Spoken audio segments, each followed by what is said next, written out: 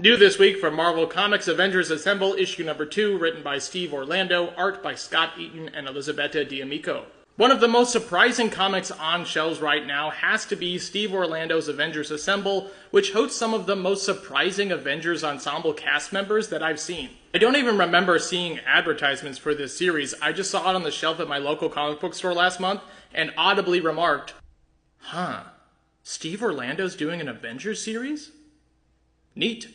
And picked it up on that information alone. However, since then, the experience of reading issue 1 and 2 has been some of the most fun I've had reading an Avengers series ever, and I sincerely need to know, is anybody else reading this? I can easily see how this series would be overlooked by avid comic readers because it is inherently redundant, with Jed MacKay's popular mainline Avengers run continuing after a big summer event and stretching into its 21st issue.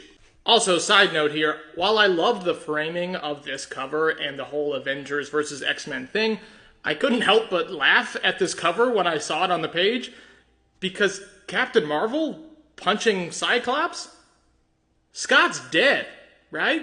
However, I think Orlando has found a particularly worthwhile, even necessary niche in the current Marvel Comics mythos by providing us, on one hand, a clever, action-packed series with niche characters penned by a veteran comic book writer, and on the other hand, a platform for slice-of-life tales featuring Earth's mightiest heroes that is ostensibly the superhero soap opera that I didn't know I needed. In the modern landscape of comics, personal, quiet, reflective moments with our heroes are decidedly rare. In order to fill each issue with that much more attention-grabbing spectacle and fanfare, which is what makes the balance of storytelling in Avengers Assemble so remarkable thus far.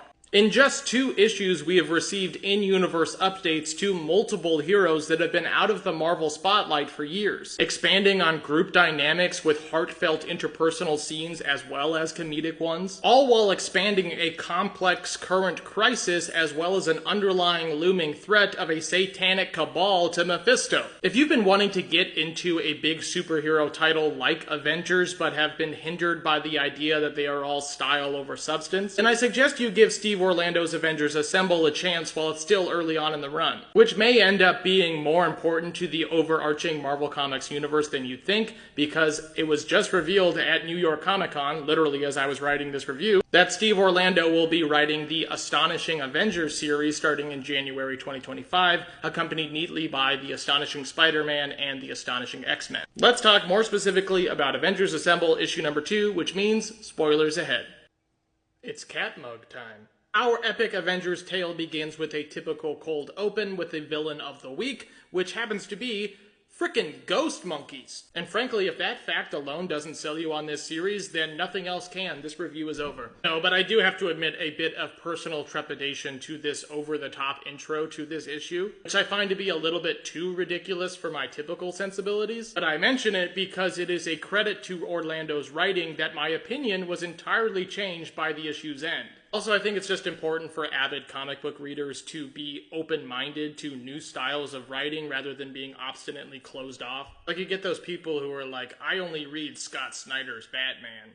Cool, bro, there's so many other Batman comics that I think you'd like. We then cut to the repurposed, lavish Avengers mansion in New York City, where our Avengers cast actually resides. Golden Age plot device that Orlando makes such effective use of, it makes you wonder why such a quaint meeting space was ever abandoned in favor of sterile space stations or bizarrely macabre ancient alien heads. We then catch up with Captain America, Night Thrasher, and Hawkeye as they discuss the civil safety side of the Avengers Emergency Response Squad with new fire-resistant uniforms and a reinvigorated campaign of hope. However, they are interrupted by Hercules on the Crisis Response Monitor, which is one of the funniest images that I have seen in comics all year, with the massive, brightly optimistic Hercules giving his expositionary report like some nameless redshirt character. And it's this simple plot point that is indicative of what Orlando does best with his cast of prominent characters, by treating them like real individuals with real responsibilities as opposed to these monolithic legends that can do no wrong and are always involved in some critical dilemma. With this, our team of the week sets off to confront the strange ghost ape epidemic plaguing a rural Massachusetts town, which is another highlight of this series, that our Avengers team makeup changes with whoever's available at the time or whoever's on duty. Last issue saw Captain America, Shang-Chi, Photon, and the Wasp teaming up against the Red Skull's sinister daughter, Sin. The next issue, it seems, is set to focus on Lightning, Lightspeed, She-Hulk, and Wonder Man. It's such a simple, ingenious narrative structure that makes this series feel more like cinematic episodic television than a comic book. As Hercules does battle with the confused silent ape spirits, as the only person on the team with the god capabilities to interact with ethereal beings, Night Thrasher and Hawkeye independently perform intel and determine that the apes are not malicious and are in fact trying to communicate, mouthing the word Kragoff. Hawkeye discerns that this is probably referring to the defunct villain and Soviet scientist, the Red Ghost, which doesn't seem to make a whole lot of sense in this quiet New England town. Meanwhile, we see members of the remounted Serpent Society nearby as they collect a strange elixir from a moonshiner's hut in order to deliver to their new master, Mephisto. I love this element of the story, which reveals new villainous team members and the politics of the cultish Serpent Society, while slowly developing a threat that the Avengers aren't even aware is mounting. It speaks to the eternal heroic struggle that the Avengers face, having to choose which people to save and which crisis to face first, which leaves room for innocent people to be harmed and for evil to grow. Back at the mansion, we are treated to a really touching scene with Lightspeed, who is in her college years now, which is a lovely, subtle evolution to her character as she talks to her hero, the Wasp. Lightspeed expresses her concerns about being able to juggle her own personal life and a career as an Avenger, but the Wasp reassures her that she has always had what it takes to be an amazing hero, which is a sentiment that a lot of comic fans share. Personally, I always have a soft spot for characters that we get to grow up alongside of and see into adulthood. I think I just reflexively want the best for them and want to see them get their moment to outshine legacy heroes one day.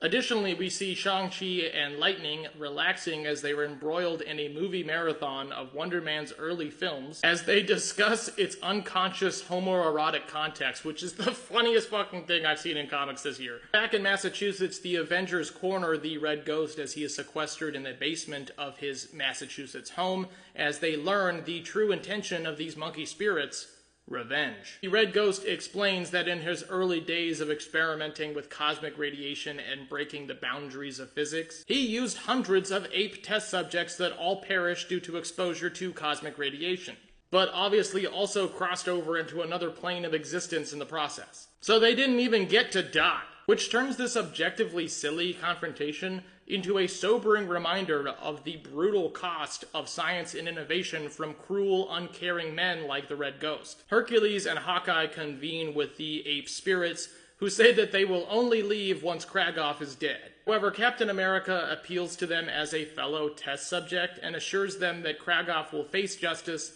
and that they deserve to finally rest.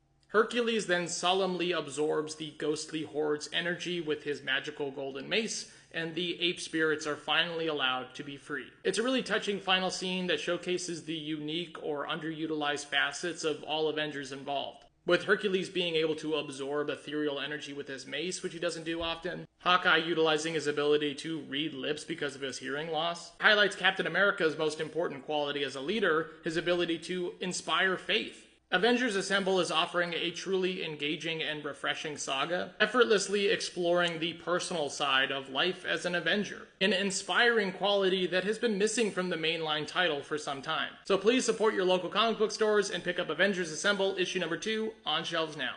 It's just such a funny image to me, seeing him that big in that chair, sitting at the monitor. I mean, he's such a himbo. Does he even know how that thing works? I will say I don't know if these vest-like uniforms are doing it for me.